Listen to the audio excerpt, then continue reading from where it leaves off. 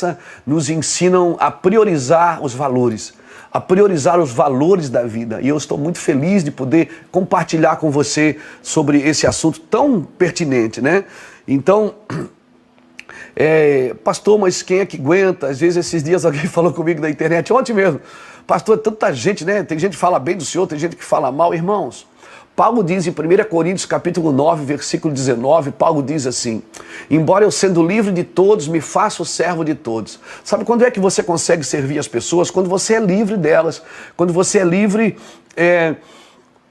da opinião delas, quando você é livre da crítica e você é livre do elogio. Se a gente se prender na crítica e no elogio das pessoas, querido, nós não vamos continuar, nós não vamos seguir em frente. Deus nos chamou para seguir em frente. Então, amigos, eles vão criando confortos para você. Agora, inimigos, eles criam mudanças, né? Sempre que um inimigo às vezes nem é inimigo, é só um crítico que critica, eu sempre procuro ponderar o que ele está falando. Eu não descarto assim de primeira, não. Porque eu pondero para ver se realmente faz sentido ou se realmente é só um interesse pessoal da pessoa que está criticando. Porque amigos, eles geram confortos ao nosso redor, mas inimigos geram mudanças ao nosso redor. Amém? É ou não é, gente? Então é isso aí. Então, nunca discuta seu problema com alguém que não é capaz de resolvê-lo. Para que você vai discutir o seu problema com alguém se essa pessoa não é capaz de resolver o seu problema? Né? Você só vai lançar mais, como diz as Escrituras, pérolas aos porcos. É como se você estivesse falando coisas que não fazem sentido para pessoas que não vão poder te ajudar, né? Então é muito perigoso isso. Então Deus está nos restaurando nesses dias, querido. Deus está nos abençoando, nos formando, nos refazendo. Meu irmão, quando o cansaço entra, a fé sai. Você pode perceber, toda pessoa cansada, raramente ela toma boas decisões, né? Pessoas cansadas negociam valores. Por isso que Deus, que não se cansa, deixou um dia para você descansar. Jesus veio e ele falou que ele era o Senhor desse dia. Então, né? Às vezes a gente diz, mas o judeu guarda o sábado, pastor. Irmão, na realidade o judeu não guarda o sábado, é o sábado que guarda o judeu. Né? Não é você que guarda o dia, é o dia que guarda você. E Jesus disse que eu sou o Senhor do sábado. Ele estava dizendo o quê? O meu descanso agora, o descanso que vocês estão procurando sou eu. Num sábado, Jesus sobe, né, num sábado, em Mateus capítulo 11, versículo 28, e ele diz assim: vinde vocês que estão cansados e sobrecarregados, e eu vos aliviarei. Tomai sobre vós o meu jugo e aprendei de mim, porque sou manso e humilde de coração, e assim encontrareis descanso para as vossas almas. Jesus diz que ele é o Senhor do descanso. Ele é o Senhor do sábado agora. Amém? Então, quando o cansaço entra, a fé sai. Então, é muito importante você trabalhar descansado. Porque uma pessoa cansada, ela não pensa, né? Ela negocia os seus valores. Lembra quando Esaú chegou cansado do campo? Você lembra o que Esaú fez? Ele vendeu o seu direito de primogenitura a Jacó. Ele estava cansado. Aí Jacó disse, então vende o teu direito. Ele disse, do que me adianta ser primogênito se eu estou numa situação dessa, não estou com fome, não tenho o que comer. Então, querido, cuidado com isso, né? Nós precisamos entender isso. Tem gente que esses dias falou assim para mim, pastor, eu estou cansado de esperar o milagre. Estou cansado de esperar o milagre. Meu irmão, milagres, guarde isso no seu coração, escreve isso. Milagres não ocorrem aonde eles são necessários. Eles ocorrem aonde eles são esperados. Eles não ocorrem onde eles são necessários. Tem lugares que precisam de milagres e nunca receberão, porque milagres não ocorrem onde há necessidade do milagre. O milagre ocorre onde eles são esperados, onde eles são profetizados, onde eles são declarados. Amém? Então, é isso. Nós precisamos andar nesse lugar. Tá bom? Eu tenho um texto aqui para repartir com você. Você que está em casa, você que está no seu trabalho, você que está aí no celular fazendo comida, não deixa queimar, não põe a culpa na gente, hein?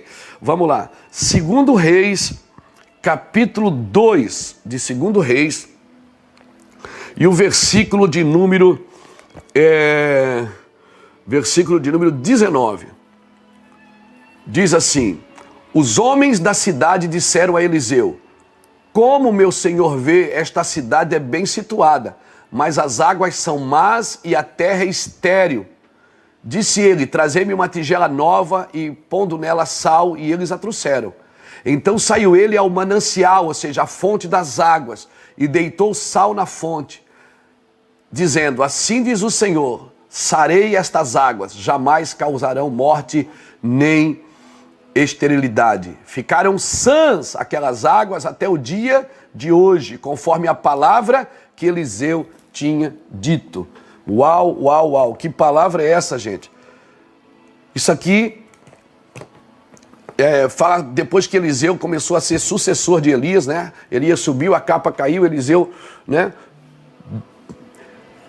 Pegou a capa e alguns profetas disseram: deixa a gente procurar o corpo de Elias. Ele disse: não precisa, gente, eu vi ele subir. Não, mas deixa a gente, vai procurar, né? Então ele está aqui diante de uma cidade bem localizada, né? A cidade, eles disseram que a cidade é bem sitiada, bem situada, bem localizada, mas as águas são más e a terra é estéril. Meu irmão, que luta! Ou seja, a cidade é boa, mas a água é má e a terra é estéril. O que é que eu aprendo aqui, querido? Eliseu colocou o quê? Sal na fonte. Para tornar as águas boas e a terra produtiva, nós temos que curar as fontes, querido. Nós temos que trabalhar os princípios. Amém? Jesus sempre levava as pessoas aos princípios, não ao passado. Quando foram falar de divórcio para ele, ele disse: não, mas no princípio não era assim. Ele sempre leva a pessoa no princípio. Quando você é levado só ao passado, o passado muitas vezes não te cura, ele só faz você lembrar de coisas ruins, coisas difíceis, e aí você fica amargurado de espírito, né? Para tornar as águas boas e a terra produtiva, nós temos que curar a fonte, não é a correnteza. Então não adianta, enquanto você jogar sal só na correnteza, você não vai curar ninguém, meu filho. Você tem que jogar sal na fonte. Não adianta você tomar remédio para febre, você tem que curar a infecção. Então essa febre foi ocasionada por uma infecção, por um distúrbio no seu corpo, por um distúrbio nos seus órgãos. Amém? Então a gente tem que trabalhar a fonte. Então não adianta você ir para a rua, quebrar tudo, matar racista. Amém? Não adianta, porque isso é um problema da fonte. É um problema que está nas origens do ser humano, na natureza caída do homem, que precisa ser curada com o sal da terra. E quem diz que a Bíblia diz que é o sal da terra? Mateus capítulo 5, a Bíblia diz quem é o sal da terra.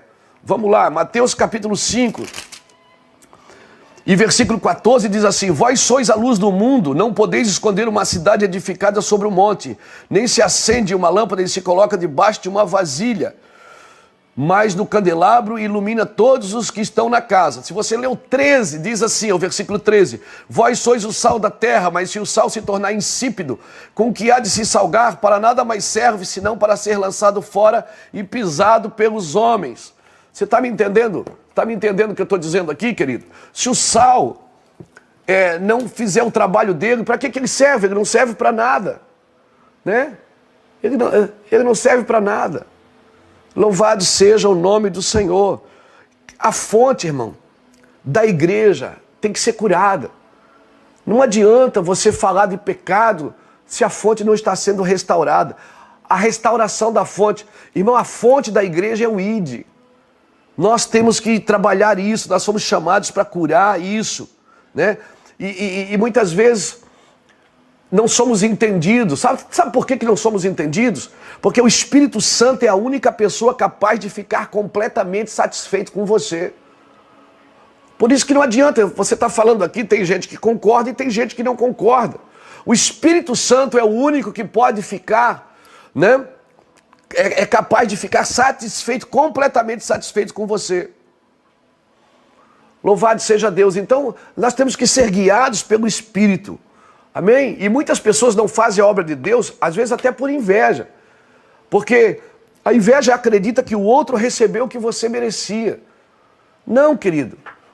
Nós fomos chamados para fazer a obra de Deus dentro do nosso padrão, dentro daquilo que Deus nos chamou para fazer. Amém? E nos preparar para aquilo que está por vir. Deus nos chamou para colocar sal na fonte. Ó, não adianta, tá tudo bem sitiado, mas a terra é má, a terra ela não produz a água. O que é que ele falou da água? A água está contaminada. Deixa eu ler aqui para você de novo, guardar bem esse texto, porque é muito interessante. Ele diz assim, ó, a terra é estéril e as águas são más. Meu irmão, água limpa é diferente de água pura. Por exemplo, essa água aqui que eu estou na mão, ela está limpa, tá vendo? Branquinha, limpinha, transparente. Mas eu só vou saber se ela está pura se eu provar. Então tem muita coisa que está limpa, mas não está pura, precisa ser purificado. E esse é o trabalho do Espírito Santo. Nós queremos curar o rio sem curar a fonte. Nós queremos curar as pessoas, então as pessoas vão para a igreja, a gente diz assim, ó, faz essa campanha aqui que Deus vai te dar vitória. Não, você está curando a correnteza, você tem que curar a fonte. Essa pessoa precisa ser, ela precisa conversar, ela precisa botar para fora, ela precisa se livrar dos seus fantasmas. Amém? Você está lá na igreja, daí para se livrar do problema, só vem no culto, faz essa campanha aqui da vitória, Deus vai te dar poder. Faz essa campanha aqui das 7 semanas da unção, que Deus vai te dar poder. Deus dá? Claro que dá, irmão, mas às vezes aquilo não é suficiente. Essa pessoa ela precisa ser tratada na sua alma, ser curada na sua alma. Nós queremos curar o rio sem curar a fonte. E é por isso que a igreja amargou, é por isso que ela está na terra, e a terra... Você já viu, o cristianismo cresce, mas também cresce a violência, cresce a dificuldade, cresce a doença, cresce a pandemia, cresce... Por quê? Porque a igreja não está afetando a terra. Querido, a igreja amargou no caminho por quê? Porque a gente está querendo curar a correnteza, a gente tem que curar a fonte. Eliseu pegou a bacia com sal e ele disse, sabe onde eu vou? Vou curar a fonte. Ele foi lá e deitou no manancial. Não adianta a gente ficar tentando resolver tudo nos cultos. Eu acredito que Deus parou os cultos, hein? Eu acredito que Deus trouxe a gente para casa para nos restaurar nas prioridades. Mas como eu acredito isso? Né? Por isso, a igreja vai se tornando improdutiva. Quando eu falo de igreja, estou falando de mim também, gente. Eu sou pastor de igreja. Então você está me entendendo? Por isso ela está na terra e a terra está improdutiva, porque ela fica observando as correntes quando ela deveria tocar as fontes. Amém? As águas são impuras, são amargas e a terra é estéril, improdutiva. Ou seja, a água não deixa de ser água quando ela está limpa. Eu mostrei aqui para você. O que muda é o seu efeito. E a igreja hoje tem tudo. Irmãos, a gente tem tudo, a gente tem mídia. As igrejas estão nas rádios, estão na TV, estão com templos faraônicos, coisas lindas. Mas ela não pode ser improdutiva, porque ela tem que curar a fonte. Então nós deveríamos estar revendo as fontes. Que fontes são essas? Deixa eu marcar isso aqui, porque é muito forte. Eu vou pregar isso no café. Nós precisamos curar as fontes. Deixa eu ver aqui. 2 Reis 2. É isso? Eu vou pregando e vou anotando, porque as coisas vão aumentando no caminho. Amém? Deus está escrevendo algo nesses dias. Deus está escrevendo algo. E cantavam um novo cântico dizendo, digno és de tomar o livro, Senhor, e abrir os selos, porque foste morto e com teu santo sangue compraste para Deus homens de todas as tribos, línguas, povos e nações, para o nosso Deus fizeste reino e sacerdotes, e eles reinarão sobre a terra. Então olhei e ouvi a voz de muitos anjos ao redor do trono, e dos seres viventes e dos anciões, e o número deles era milhões de milhões e milhares de milhares, proclamando com grande voz, digno é o Cordeiro que foi morto de receber poder, riqueza, sabedoria, força, honra e glória e louvor. Então ouvi toda criatura que está no céu e na terra e debaixo da terra e no mar e todas as coisas que nele há, dizendo, ao que está assentado sobre o trono e ao Cordeiro seja o louvor e a honra e a glória para todo sempre. Amém. E os 4 seres viventes diziam amém. E os anciões se prostravam e adoravam. Glória a Deus. Que cenário é esse, meu irmão? Que cenário é esse? Amém. Você precisa avisar o mundo que o mundo já foi comprado por bom preço. Você precisa ir avisar as pessoas, olha, tem um jeito de você ser restaurado, tem um jeito de você ser perdoado. Muitas nações do mundo que não conhecem Jesus adoram um Deus, porque isso é inerente da graça, as pessoas foram criadas por Deus, todas elas têm um espírito. Elas têm um espírito e o espírito necessita se relacionar com o sobrenatural, com aquilo que é espiritual. Então, na sua ignorância, muitas vezes buscam um Deus. Então, cabe à igreja ir nesses lugares e dizer, olha, existe um Deus poderoso, existe um Deus único que já comprou você por bom preço. Aleluia, louvado seja o nome do Senhor Jesus Cristo. A igreja precisa avisar o mundo que eles foram comprados. Aleluia. Por isso a igreja precisa curar as fontes. E a fonte da igreja, querido, é ir por todo mundo e pregar o evangelho a toda criatura. É por isso que nós estamos aqui lutando com as plataformas. Não se trata de aparecer num vídeo, querido. Não se trata de simplesmente estar dentro de um vídeo. Não se trata de ter seguidores na internet. Por favor, não nos interprete dessa forma, querido. Essa não é a nossa verdade. Mas se trata de, daqui da nossa casa, pregar o evangelho, né? Pregar o evangelho a toda criatura, avisar as pessoas. Você precisa avisar o mundo que eles foram comprados. Eles precisam receber a verdade e a verdade vos libertará. Né? Compraste para Deus nações, línguas e povos. Eles já foram comprados por Jesus na cruz, mas foram comprados para Deus. A igreja precisa ir lá e entregar para eles essa verdade. Por isso que é tão importante você pregar o evangelho. É tão importante você ser alguém que expõe as escrituras numa igreja, na internet. Por favor, não use a internet para intriga, para confusão, meu irmão. Use a internet para pregar o evangelho. Use a internet para pregar o evangelho, irmãos. Ah, mas o presidente isso, ah, mas o governo aquilo. Ok, deixa eu te falar uma coisa. Presidentes mudam de 4 em 4 anos. Governos mudam de 4 em 4 anos, mas os profetas não. A Babilônia mudou de rei 3 vezes enquanto Daniel estava lá, mas o profeta era o mesmo. Ele profetizou no tempo de Nabucodonosor, revelando a estátua. Ele profetizou no tempo de seu filho Belsazar, revelando o que estava escrito na parede. E ele foi profeta no tempo de Dario, mesmo indo por uma cova de leões. Ele não negligenciou o seu chamado. Por favor, irmãos, os governos mudam, mas o que não muda é a pedra que foi cortada sem a ajuda de mão de homem, que um dia dará contra o pé dessa estátua e um novo governo será estabelecido. É por esse governo que eu trabalho. Por isso eu digo de novo, os profetas não são íntimos dos reis. Amém? Porque os reis mudam, os profetas não. Podemos ser amigos dos reis, podemos ser, até morrer pelos reis se for necessário, se for preciso. Mas não podemos ser íntimos para não comprometer a nossa palavra e a nossa pregação. Então, por favor, pense nisso, querido. Amém? Louvado seja o nome do Senhor Jesus. Você não tem o direito de pregar, de ficar sem pregar. Você tem o direito, Mica? Você tem o direito, Israel? Você tem o direito, Irineu? Não tem. Por quê? Ninguém tem esse direito. Se Deus te chamou, alguém diz assim, mas Deus me deu uma missão. Meu irmão, Deus não te deu uma missão. Deus deu você para a missão dele. A missão é dele, não é sua. Você que está engajado na missão dele. Não é ele que está engajado na sua missão, meu querido.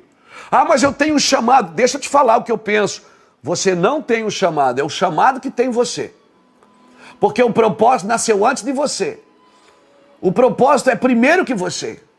E o certo... Ah, pastor, mas eu não tenho chamado, eu sou uma pessoa desamparada, angustiada, ninguém me ama, ninguém me quer, ninguém me gosta. Não. Para com isso, se livra disso, porque isso não é de Deus. Deixa eu te falar uma coisa séria, poderosa, em nome de Jesus. O chamado nasceu antes de você. E o certo que você tem um propósito é que você nasceu. Você não nasceu por nascer. Deus não faz nada sem propósito. Tudo tem um propósito. E a seu tempo vai se manifestar. Porque Deus faz tudo perfeito ao seu tempo. Quem sabe o tempo é agora. Quando Esther estava no palácio, Mardoqueu foi lá para a porta do palácio, em Esther capítulo 4, e ele disse para Esther, quem sabe não foi para esta hora que Deus te colocou aí. Quem sabe não foi para esta hora que você está agora aqui na internet comigo. Nós começamos a investir em internet em 2009, 2010. Quem sabe não foi para agora, que Deus nos preparou há 10 anos atrás. Quem sabe? Não sabemos. Nós precisamos obedecer a Deus, porque no momento como esse, querido, a unção não te protege. O título não te protege. A igreja não te protege. O que te protege é a obediência à voz de Deus. Se Deus está falando e você está obedecendo, querido, você vai ser guardado pelo Senhor. Agora, você não tem o direito de ficar sem falar de Deus. Tem gente que diz assim, pastor, mas Deus está muito irado com os ímpios. Deus está muito irado com as pessoas ímpias. Eu vou dizer uma coisa para você. Eu acho que Deus não está irado com os ímpios. Está na Bíblia, pastor? Tá. Deus está irado com quem? Com o seu povo. Como assim, pastor? Leia comigo Romanos capítulo 1. Olha o que diz Romanos capítulo 1, meu querido. Romanos capítulo 1 é muito forte. Anota aí, Romanos 1,18. Diz assim, ó, do céu, da onde? Do céu, se manifesta a ira de Deus. A ira de Deus Deus ficou irado. Sobre toda impiedade e injustiça. O que é que ira Deus? A impiedade e a injustiça. O que é que ira Deus?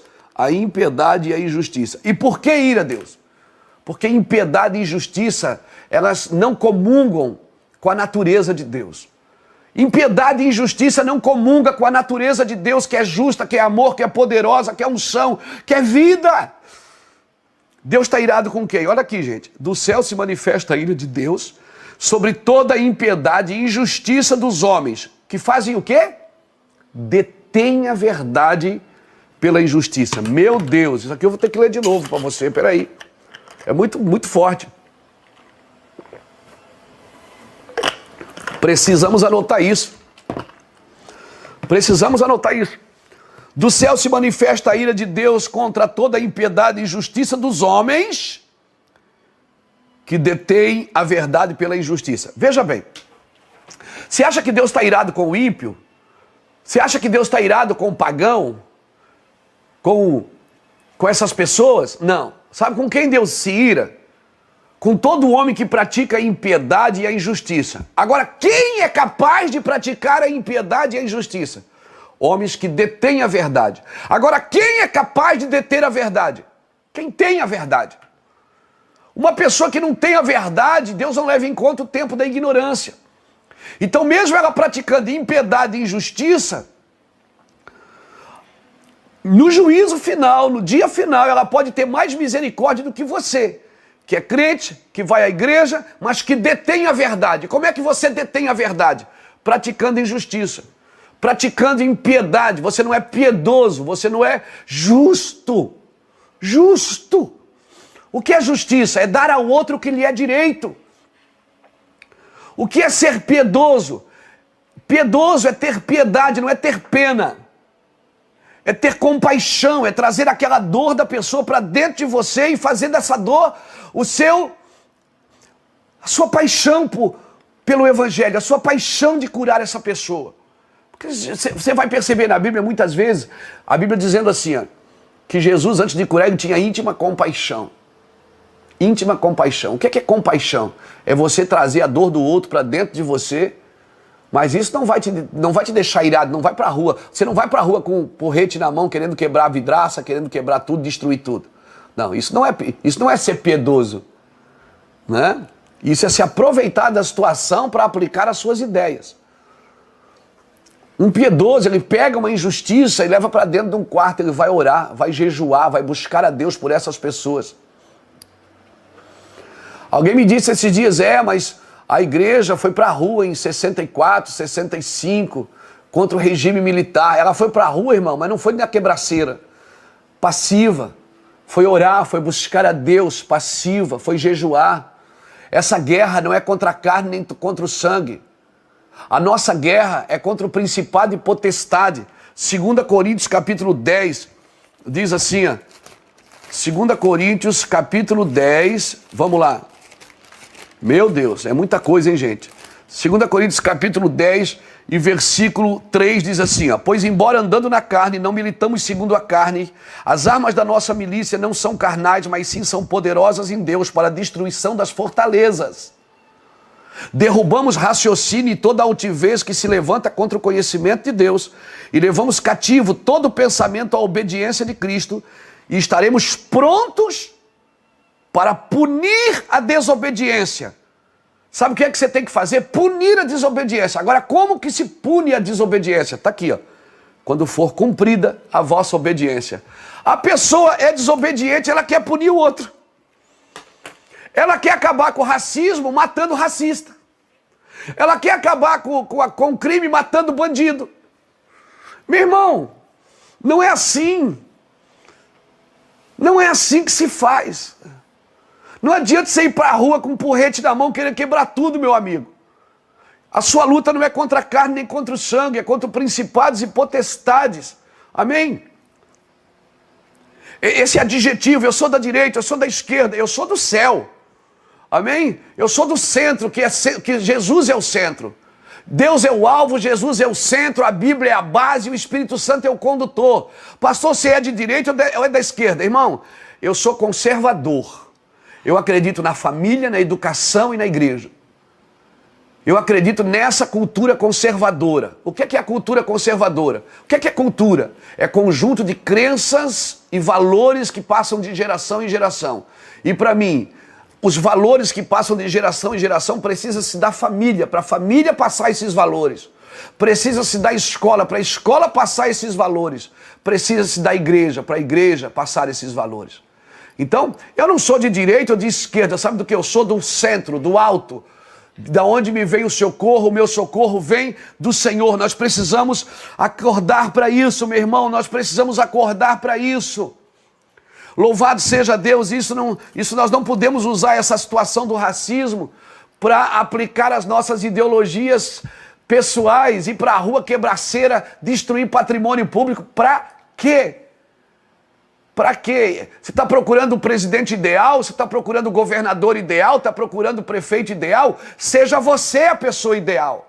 Você tem que ser a pessoa ideal. Pare de procurar alguém ideal e se torne a pessoa ideal. Se torne alguém piedoso, se torne alguém justo, se torne alguém que pregue o evangelho, mas acima de tudo, viva o evangelho. E aí sim você pode punir a desobediência. Quando? Quando for aplicada a sua obediência. Lembrando que a sua guerra não é no punho, a sua guerra não é na arma, a sua guerra é contra os raciocínios que se levantam contra os princípios de Deus. Essa é a minha guerra eterna. É a guerra do cristão. Tudo que se levanta contra o princípio de Deus, eu derrubo da mente dos meus filhos. Eu derrubo da mente das pessoas. Quando alguém vem aplicar um raciocínio que luta contra a família, luta contra os ideais da moral, que luta contra os ideais das sagradas escrituras. Ah, meu irmão, aí eu viro leão mesmo. Só que nem Jesus, o meu mestre me ensinou assim. Jesus, quando falava mal dele, ele não estava nem aí. Quando batia em Jesus, quando criticava ele, não estava nem aí. Cuspiram nele, ele não revidou. Bateram nele, ele não revidou. Né? Mas quando tocava no reino, quando tocava nos princípios do eterno, Jesus se levantava como um leão. Amém? Amém? Então veja bem, querido. Pode falar mal da gente, dos pastores, dos padres, né, das igrejas. Pode falar, não tem problema. Mas agora, se eu sou defensor da moral e as pessoas traduzem isso errado, então ele é de direita. Irmão, tem gente da direita hoje na esquerda, tem gente da esquerda na direita, está todo mundo perdido sem Deus. Porque só Deus pode trazer alinhamento para esse propósito. Amém? Só Deus. Quem vai separar bode e ovelha é Ele, não sou eu não, meu filho. Eu não separo bode e ovelha, eu amo todo mundo. Quem vai botar bode de um lado e ovelha do outro é Ele, não sou eu. Eu amo todo mundo, eu oro por todos os governos, oro pelo meu prefeito aqui, oro pelo nosso governador do estado, oro pelo nosso presidente da república, oro, se puder, libero sentenças, libero palavras, amo. Daqui a 4, 5 anos, talvez 8, não sei se o presidente se reelege, se o governador se reelege, se o prefeito se reelege, não sei. Mas daqui a alguns anos vai mudar o governo da terra. Mas o governo do céu não muda nunca. O governo do céu está estabelecido sobre você. Amém? Então nós precisamos entender isso. Eu não posso deter essa verdade. Essa verdade, ela precisa estar no nosso coração, querido. Então pega sal e passa na fonte, meu irmão. Vai na fonte curar a fonte. Amém? Do céu se manifesta a ira de Deus sobre toda a impiedade e injustiça dos homens que detêm a verdade pela injustiça. Amém?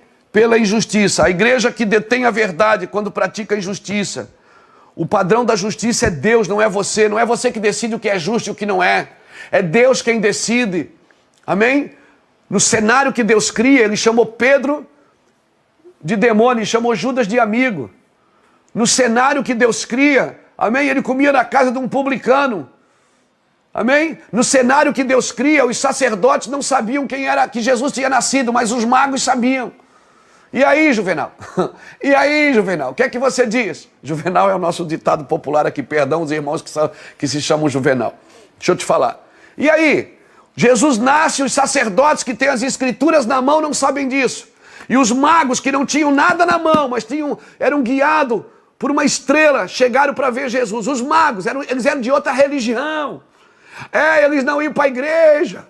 Eles não eram evangélicos, eles não eram da tua religião. E aí? Jesus falou com os magos, mas não falou com os sacerdotes. Ser sacerdote não te dá o direito de ouvir a Deus. Deus não fechou o monopólio com você. Ser sacerdote de uma igreja evangélica não te dá o direito de ouvir a Deus sozinho. Quem sabe os magos que não fazem parte da denominação estão ouvindo mais do que você. Porque o que faz você um ouvinte assíduo é se você parasse de se distrair com coisas que a igreja não foi chamada para fazer. Ah, meu Deus. Irmão, todos aqueles que receberam Jesus são feitos filhos de Deus, né? Você sabe, João capítulo 1, versículo 12. Todos aqueles que que aceitam Jesus são feitos filhos de Deus. São feitos filhos de Deus, mas são feitos, né, na tradução grega diz que eles são feitos filhos téknon, ou seja, filhos que ainda não têm o caráter do pai. São filhos, mas não têm ainda o caráter do pai, né? Mas agora você não é só alguém que crê e teme. Agora, pelo sangue, você pode se tornar filho.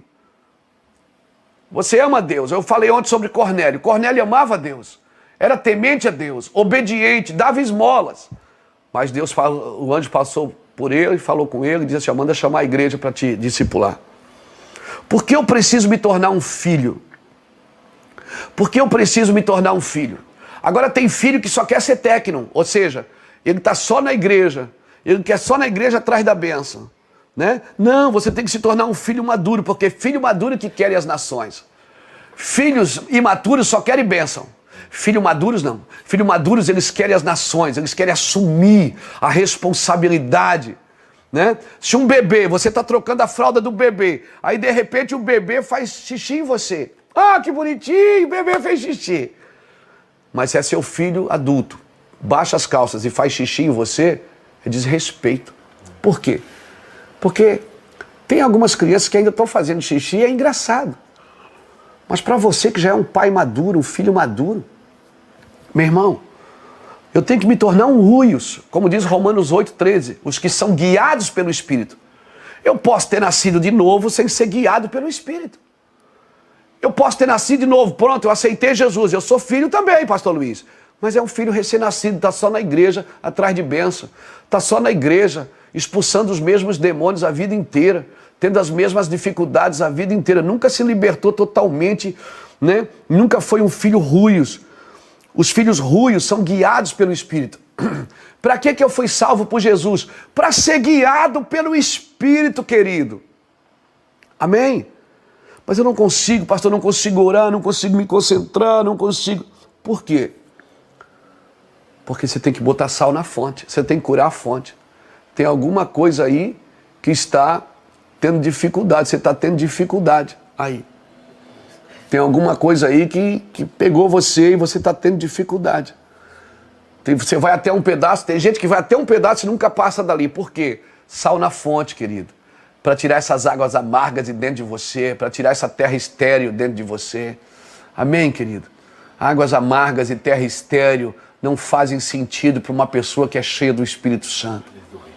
Uma pessoa que é cheia do Espírito Santo, águas amargas, amém? Deus está mandando eu liberar uma palavra aqui para você, Micael.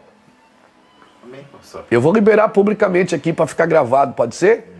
Deus vai te dar um filho nos próximos meses, amém? Sua esposa vai engravidar. Amém. Você acredita nisso? Acredito. Então recebe essa palavra agora. Aqui, eu estou falando, olhei para você, o Espírito Santo, você disse para ele que eu vou lhe dar um filho. Amém? Louvado seja Deus. Deus vai te dar para você e para a Geice nos próximos dias. Amém? Você vai ver, você vai pegar o exame na mão e dizer, meu Deus, olha aqui, tá grávida, pastor. Amém? Tá gravado. Fica aí, recebe essa vitória aqui. Tá aqui a unção, eu não vou mudar, depois eu falo. Não, vamos falar aqui porque nós estamos precisando de milagre. Milagre não vem onde eles são necessários, eles vêm onde eles são esperados. Amém? Amém? Tem lugares que são necessários, mas eles nunca esperam, né, Irineu? Nunca esperam, irmão. Então nós vamos para cima. Louvado seja Deus. Aleluia. Receba essa palavra. Você que está em casa, estende a mão sobre Micael aí. Aleluia. Louvado seja Deus, em nome do Senhor Jesus Cristo. Estou fazendo com vocês aqui o que Eliseu fez com aquela mulher.